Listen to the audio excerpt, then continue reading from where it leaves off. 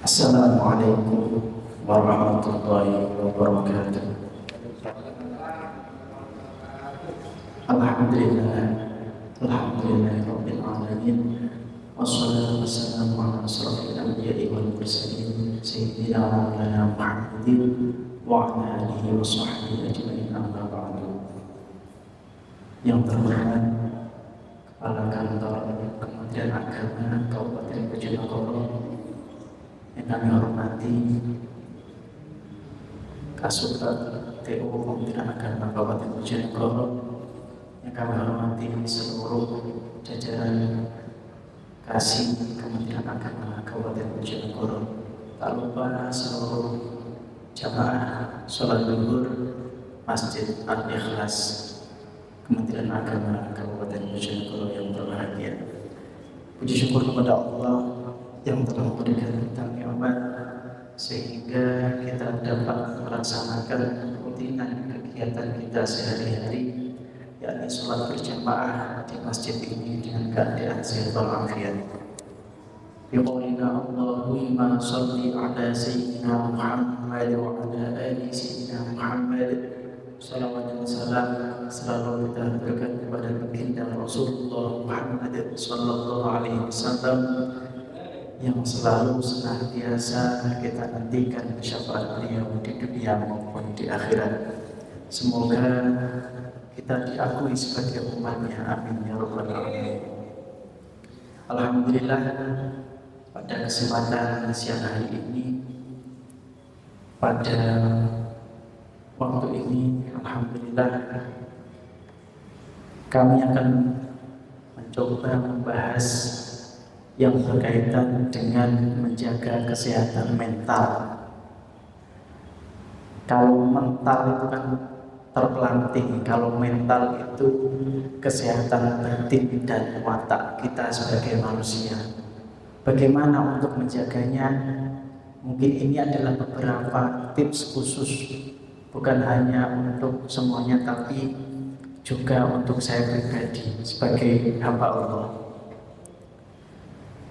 Kita sebagai manusia harus bisa menyeimbangkan yang namanya hati, pikiran, dan juga spiritual kita. Untuk menyeimbangkan ketiga hal ini, yang pertama pasti kita harus ada kedekatan dengan Allah Subhanahu wa taala. Di dalam surat Ar-Ra'd ayat 28, A'udzubillahi minasyaitonirrajim. Bismillahirrahmanirrahim. Alladzina amanu wa tatma'innu qulubuhum bi dzikrillah. Ala bi dzikrillah tatma'innul qulub. Yang artinya adalah orang-orang yang beriman dan hati mereka menjadi tentram dengan mengingat Allah. Maka ingatlah, hanya dengan mengingat Allah hati menjadi tentram. Dari ayat ini kita bisa belajar bahwa untuk menenteramkan hati kita, agar hati kita tenang, kita harus selalu mengingat Allah, selalu berzikir kepada Allah. Dalam hadis qudsi pun dijelaskan, ana ma'a abdi ma dzakaroni wa taharrakat sam'i syafatah, akhrajahu Ibnu Majah. Yang artinya adalah aku Allah bersama hambaku yang berzikir dengan menggerakkan kedua bibirnya. Dalam artian bahwa kita jika ingin tentram hidup kita, maka jangan sekali-kali kita meninggalkan Allah, meninggalkan berzikir kepada Allah. Bisa mungkin dengan cukup Allah di setiap kondisi kita, di setiap situasi kita. Bisa dengan subhanallah, alhamdulillah, wala ilaha illallah, wallahu akbar. Dengan apapun yang intinya kita selalu mengingat kepada Allah. Karena hidup di dunia ini tak lain tak bukan kita hidup untuk beribadah kepada Allah. Ibadah itu apa? Ingat kepada Allah. Seperti yang tertuang di dalam Al-Quran, yang artinya tidak diciptakan makhluk manusia kecuali beribadah kepada Allah. Maka mari kita gunakan hidup kita, gunakan waktu kita sebaik mungkin untuk ibadah kepada Allah.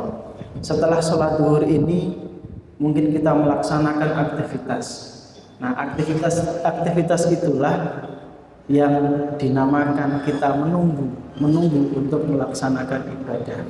Di tengah-tengah menunggu ibadah, di tengah-tengah menunggu pelaksanaan sholat 5 waktu, mari kita gunakan untuk mengingat Allah, berzikir kepada Allah. Kemudian cara menjaga kesehatan mental, yakni yang pertama tadi kita selalu berzikir kepada Allah. Yang kedua, mungkin kita bersikap tawakal dan bersyukur. Nah, dalam urusan dunia, seperti yang tertuang di dalam hadis yang disampaikan oleh Rasulullah an Abi Hurairah radhiyallahu anhu, qala Rasulullah sallallahu alaihi wasallam, unduru ila man huwa asfala minkum wa la tanduru ila man huwa fawqakum fa huwa ajrun alla tasdaru ni'matallahi alaikum. Yang artinya adalah lihatlah kepada yang di bawahmu dan janganlah kalian melihat yang di atas kalian. Dengan demikian kalian tidak akan meremehkan nikmat yang telah Allah berikan kepada kalian. Dari hadis ini kita dituntut di dalam hal dunia, urusan dunia, kita tidak boleh melihat yang atas. Kita harus melihat yang bawah. Contohnya, tetangga kita punya mobil, kita cuma motor.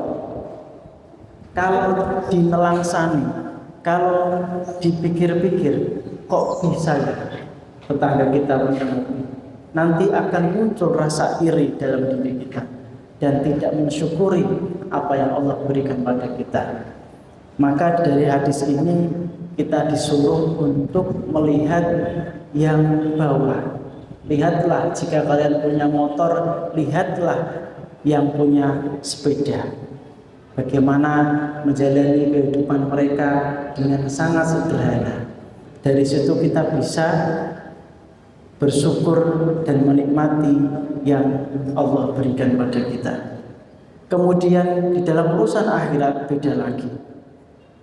Dalam surat Al-Baqarah ayat 148, fastabiqul khairat, maka berlomba-lombalah dalam urusan akhirat. Yang artinya ini adalah kita sebagai hamba, jika urusannya ibadah, urusannya akhirat, maka kita disuruh untuk bersegera, disuruh untuk jangan menunda-nunda. Jika kita punya niat baik, maka lakukanlah niat baik itu, segera lakukan, jangan pernah menunda-nunda hal kebaikan. Kemudian selanjutnya, untuk menjaga kesehatan mental kita, mari kita perbanyak silaturahim dan berbuat baik. Berbuat baik juga bersedekah pula. Dalam hadis riwayat Tirmidzi menyebutkan tabassumuka fi wajhi akhika laka shadaqatan. Senyummu di depan saudaramu adalah sedekah bagimu. Andai kata kita berjumpa dengan seseorang, kita tidak pernah senyum, bagaimana tanggapan orang-orang yang berjumpa dengan kita? Pasti dikiranya kita sedang ada masalah dengannya. Maka dari hadis ini, marilah kita ketika berjumpa dengan sesama muslim, ketika kita berjumpa dengan siapapun, mari kita menebar kebaikan minimal dengan senyum kepada semua orang. Tapi kalau bicara senyum, jangan boleh kita senyum kepada semua orang, tapi hatimu harus pilih-pilih untuk senyum. Gitu. Demikian yang bisa kami sampaikan, semoga bisa berkah dan bermanfaat untuk kita semua, khususnya bagi kami pribadi. Akhirul kalam, wassalamualaikum warahmatullahi wabarakatuh.